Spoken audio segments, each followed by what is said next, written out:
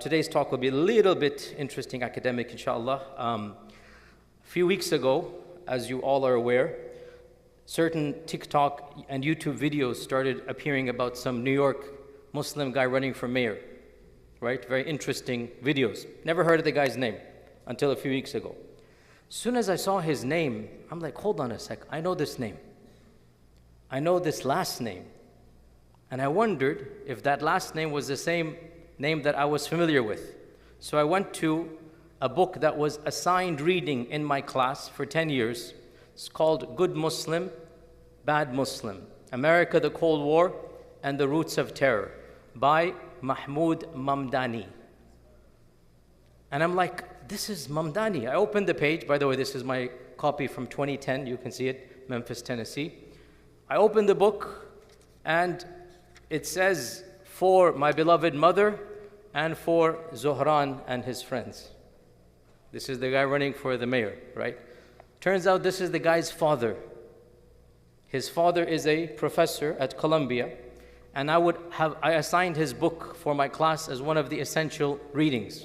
So this book was so significant and seminal in the history of battling Islamophobia that I thought today let me quickly summarize it and introduce you to the father of the guy who's running. This is not an endorsement or a critique. I'm just being academic, talking about this book and some of what we can learn about this book. It's a very interesting book, very interesting history about the book. It actually caused a bit of a, interesting back and forth when the book was released. It was first released 2004. 2004, it became not a bestseller because this is an academic book, but it became one of the most important bestsellers in the field of political Islam. And I heard of the book when I was doing my PhD, and when I started teaching, I assigned it to my undergraduate students as a part of their required reading. So what is this book about? What was the controversy about it? And what is the summary of this book? The author is, of course, Mahmoud Mamdani. He's an Indian of Gujarati origin, but raised in British Uganda. Uganda was under the British Empire, as was India. And so back then, if you were Indian, if you were Uganda, you have basically under the British Empire. So I don't know his parents or whatever, the guy's parents, whatever, he was raised in Uganda. I don't know when his ancestors migrated there. And in 1963, when he was a young man, President Kennedy allowed maybe 15 Ugandan students to study in America, sponsored by the State Department. And so he was one of those bright students that was given the scholarship to come study in America. While he was in America, he participated in the rallies in Washington, D.C. for civil rights. He participated with MLK as a graduate student. He was even jailed. There's a famous story. He was even jailed. He called up his embassy, get me out of here. And the ambassador said, what are you doing getting involved in the internal affairs of Americans? You're from Uganda. And he allegedly said, this is not internal affairs. This is basically human justice, whatever. So he continued studying. He finished his PhD from Harvard in 1974. He returned to his country of Uganda, where, if you know your history, the infamous dictator Idi Amin, when he became independent, he was very angry at the Indian British.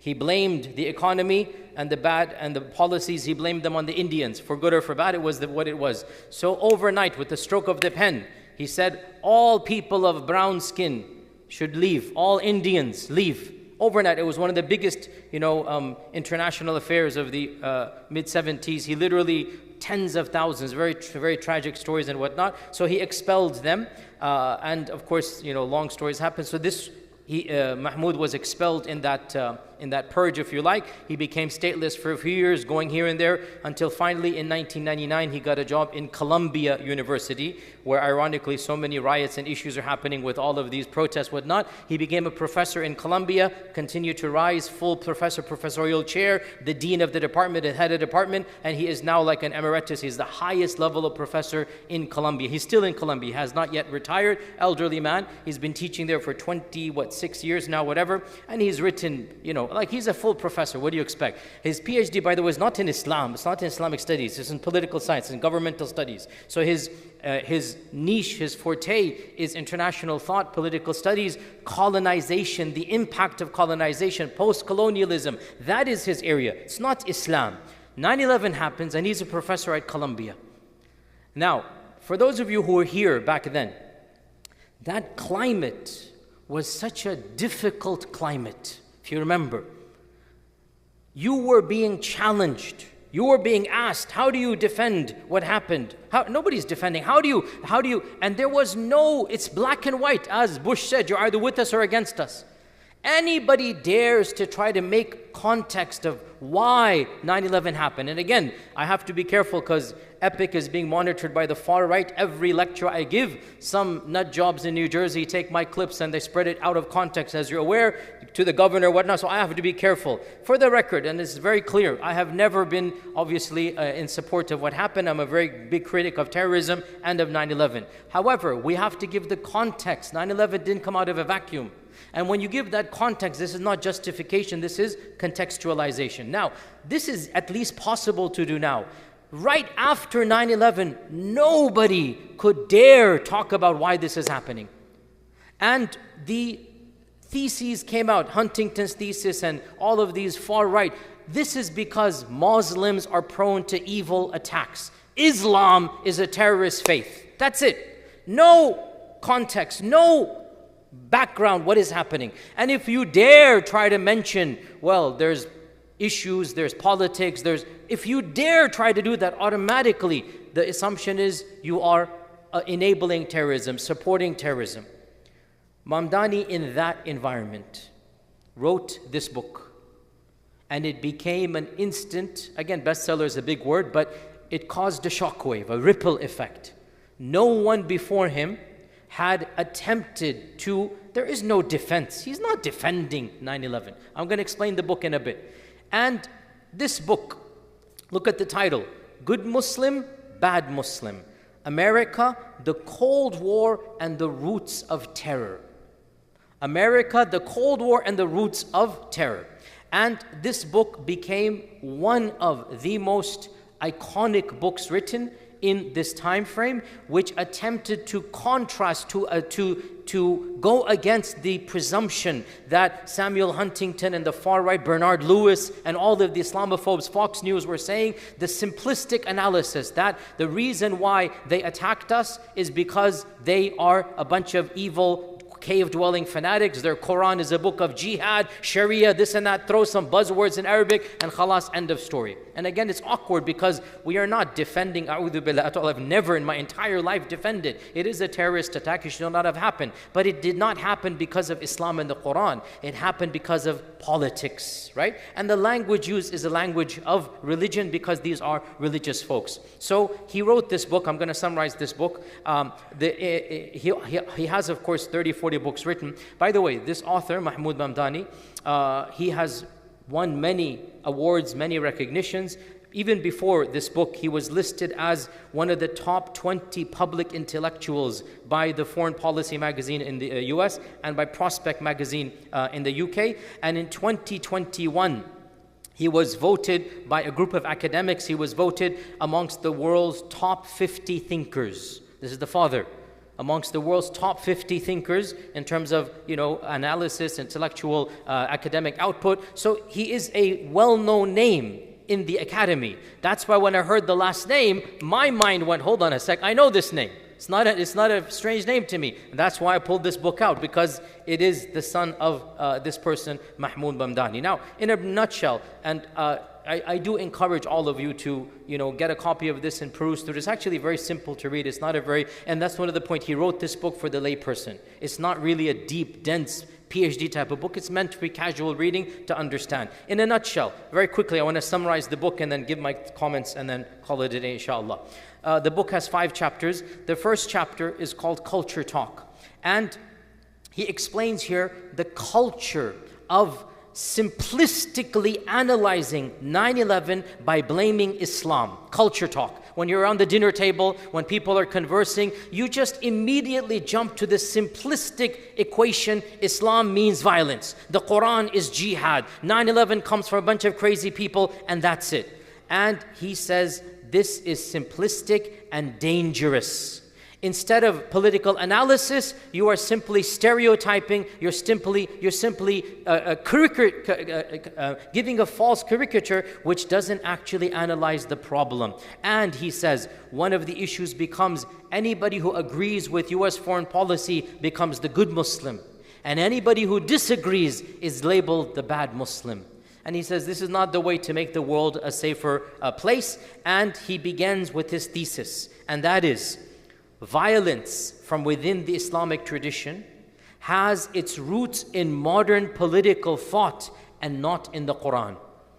The reason why 9/11 happened, these terrorist organizations exist, is not because they read the Quran one day became radical. No, this is the effects of the Cold War that America itself was involved in. This is the first time somebody is attempting to prove this and push back. Remember, 2004.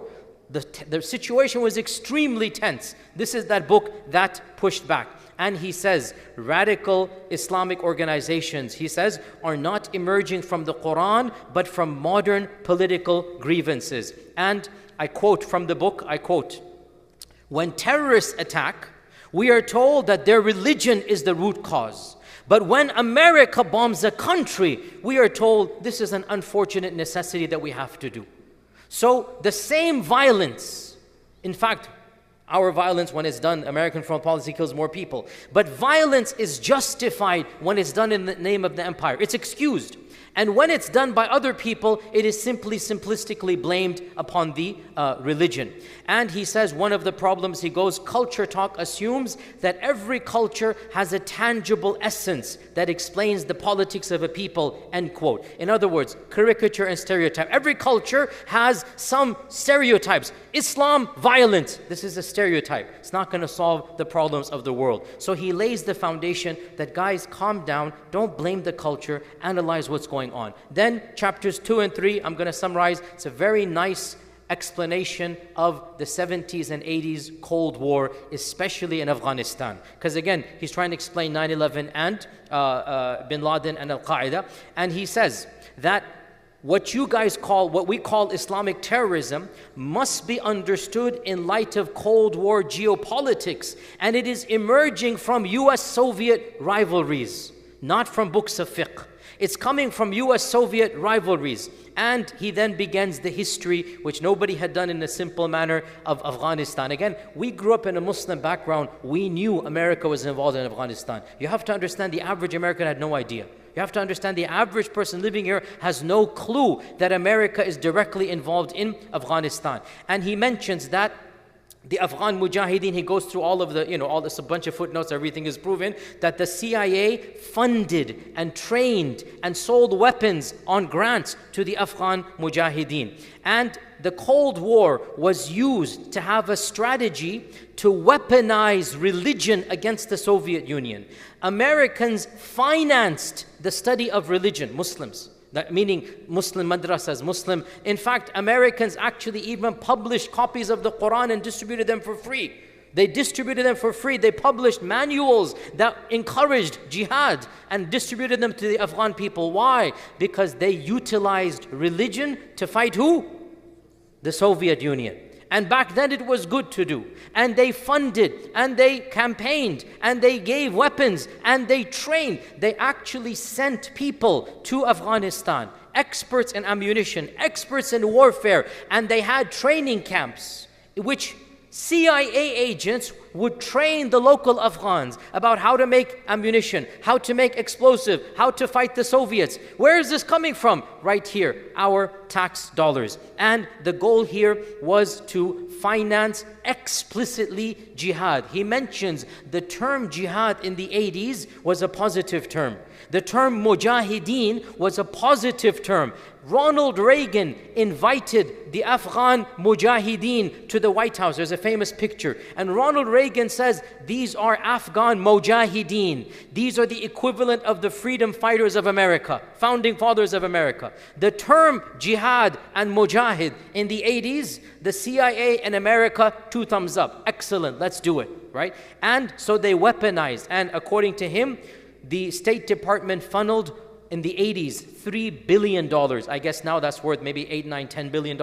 In 1980s money, $3 billion they funded to the Afghan Mujahideen, the same core group that would eventually become Al-Qaeda. That same core group that eventually became Al-Qaeda, where did they get the money, the weapons, the training from? All of it is coming from here. And he said that America did not think long term.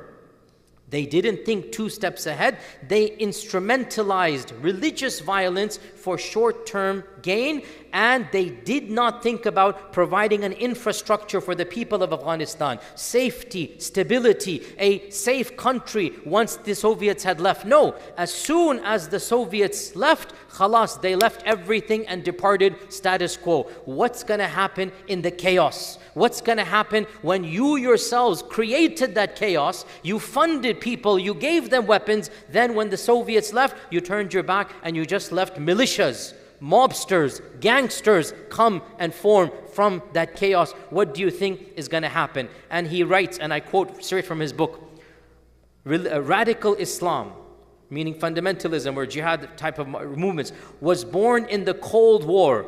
It was raised in Washington and Islamabad, not in Mecca and Medina. This fundamentalism that you're criticizing, it's raised in Washington and Islamabad, not in Mecca and Medina. And then he writes, in Afghanistan, the US chose to fight communism via their teachings of the Quran. They used the Quran for propaganda, for religious purposes, and they thought this is going to help fight communism. And he writes, we created a Frankenstein, then when it turned against us, we ended up calling it a monster. We created, now again, we now know this for a fact. The first person to call it out and prove it with all the evidences was Mahmoud in this book. Chapter 4, Dr. Mahmoud. Chapter 4, he calls from proxy war to blowback. And in a nutshell, just a brief summary. In chapter 4, he mentions the term blowback, which is again common now. The CIA itself coined this term blowback. Blowback means we created circumstances that harmed us in the long run by their blowback. This is blowback on us. We didn't intend for this to happen, but it was predictable. We didn't think it through, even though we did not intend it. And he says that the groups like Al-Qaeda are a consequence of our own strategies in the country, state-sponsored, stateless violence, when the people that you have abandoned, they have no option but to fight back, and this term is called blowback. And he says that, and I quote here, blowback is the name we have given to the violence of, listen to this, yesterday's allies who have become today's enemies. Yesterday they were allies. Today there are enemies. The same fighters who were trained to kill in the name of freedom were later hunted as terrorists. Not because they changed, but because the enemy changed. It's the same people. You trained them, you gave them the money, you gave them the weapons, but when they did their job, you abandoned them and the peoples. You abandoned the whole country. Then they continued their ideology, but now they became from good Muslim to bad Muslim, because you and your geopolitical analysis, shifted who the enemy is. And then his final chapter, chapter 5, he addresses the question that, is violence inherently associated with Islam, or is it a consequence of political history? And of course, because he's proven this, he now says, and I quote, the roots of contemporary terrorism lie not in Islam as a religion, but in politics. The roots of contemporary terrorism are not coming from Islam. They're coming from politics, specifically the legacy of Western colonization, Cold War intervention, and ongoing global inequalities. And then, and this is again written 20 years ago, he mentions the case of Israel and the reality of the Palestinians and the dhulm that is being done to them. And he mentions that this is a grievance that so many people have about our foreign policy in that region. And he then concludes by stating that the solution to terrorism does not lie in promoting what the West calls moderate Islam, what the West calls good Muslims. And who are the good Muslims? Muslims who obey the foreign policy of the West. Muslims who cheer the genocide in Gaza according to the State Department, these are the good Muslims. It goes, no. The solution to terrorism is shifting from a military approach to a political one. Acknowledging our history in the region, engaging with the grievances, and supporting the stable economies of the very countries that we have interfered and intervened in. If we don't support political stability, what else is going to happen except militias and gangs are going to come and then give us that blowback? And he says, as long as the West continues to explain its violence as strategic necessity and Muslim violence as cultural pathology, the cycle of misunderstanding will persist. As long as you justify what you're doing, oh, we have to do, we have to bomb Iran, we have to bomb this, we have to bomb that, and whatever they do, oh, because those guys are crazed radicals, he says there's never going to be a solution. The cycle of violence will continue. And I quote here, if terrorism is a modern response, it's not medieval, it's not from the Quran, it's a modern response to modern forms of power and inequality, then our response must also be modern and not medieval. We cannot go back and bomb them to smithereens as if that's going to solve the problems. And the summary therefore is that we cannot demarcate good and bad Muslim based upon their agreeing with our policies. We cannot simplistically blame Islam for terrorism, for Al-Qaeda and ISIS. On the contrary, we have to be mature enough to understand these groups are coming because of political realities. They are modern, they're not ancient. They are absolutely tapping into post-Cold War sentiments, to post-colonialism, to the reactions to our own engagements. And unless we understand this, we will continue to perpetuate the cycle of violence. And in fact, he wrote this book when there was no ISIS.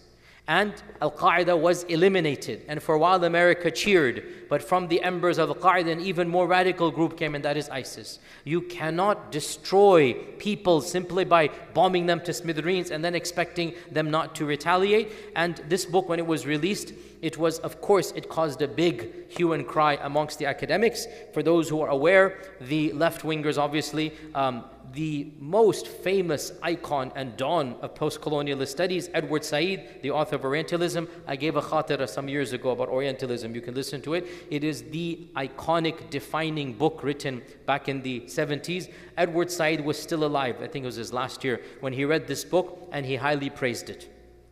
And the other great academic of our times in this regard, Talal Asad. Talal Asad also praised the book. Also Judith Butler, the famous, everybody who's in academia knows these names. So these authors were very praising of the book. Some of their endorsements are in the book as well. And then obviously Samuel Huntington and the other side, they did not like this book at all, and they severely critiqued it, and they said this guy's just blaming us in America, and this is a self-hater, whatever, etc. My point being, to conclude here, and this is an awkward topic, this is the reality. Listen, us practicing, observing Muslims, I'm speaking in a masjid here, and this gives me a lot of blowback as well. Us observant Muslims, we are mashallah praying 5 times a day, we are listening to Quran and Seerah, we're immersed in a beautiful, beautiful environment of purity. We cannot, many of us, come to terms with the reality that within our circles, we cannot accomplish what somebody like this can accomplish. This person is coming from a relatively secular background. I don't know his personal life, but as far as I'm aware, he's, and also he's not from a Sunni background as well. He's from an Ithna Ashari background, right? And he's an academic through and through.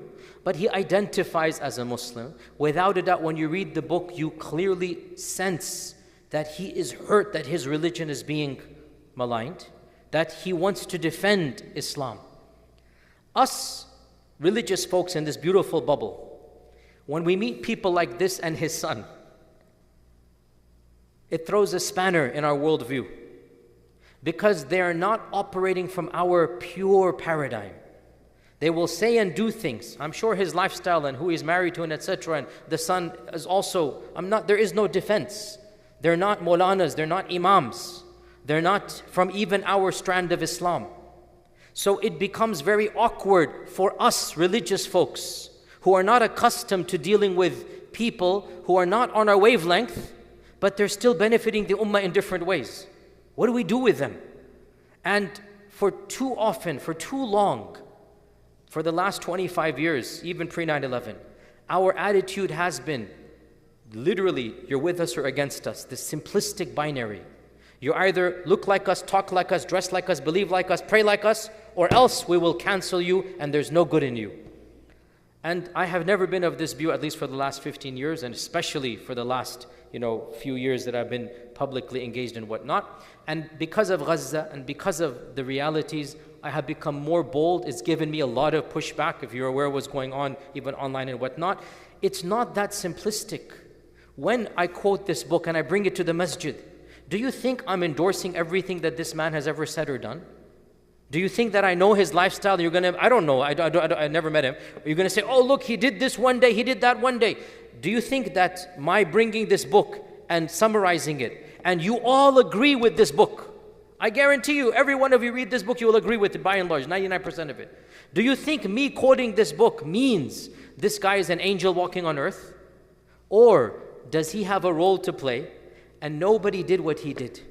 And it was a brave act that he did as a professor to write this book, and the pushback that he got, and to call out the hypocrisy of America in 2004. Nobody did it before him, as far as I'm aware. And nobody did as simply and as beautifully as he did it. Do you not understand that even if he's not of our maslak, our madhab, our background, even if I'm just saying, I don't know if he prays or not, even if he doesn't pray 5 times a day, even if he has a lifestyle or whatever, do you not understand we can benefit from this book? Do you understand this point? If you understand this point, begin to extrapolate more. Now, his son is running now. This is the background, the environment, his own son. And the book is dedicated to his son, by the way, when his son was just a child. His son was just a little kid. And it says right here, literally, you look it up, and it says for Zuhran right here, you can see it. So this is the environment this kid is coming from. And again, there's no defense of the fahisha, of whatever he might be doing.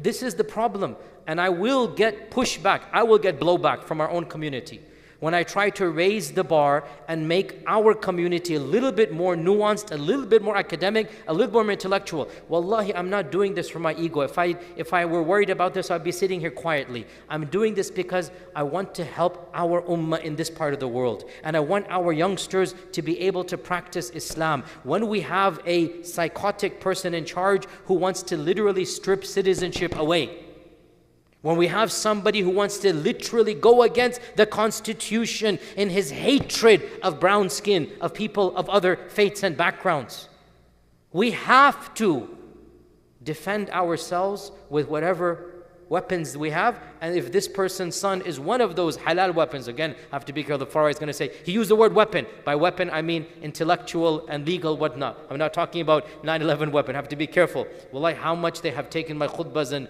literally smeared my, I'm getting death threats from the Far Right, and I'm getting pushback and cancellations from, the youngsters of our own. This is the reality. I have to fight both battles. Anyway, Allah musta'an.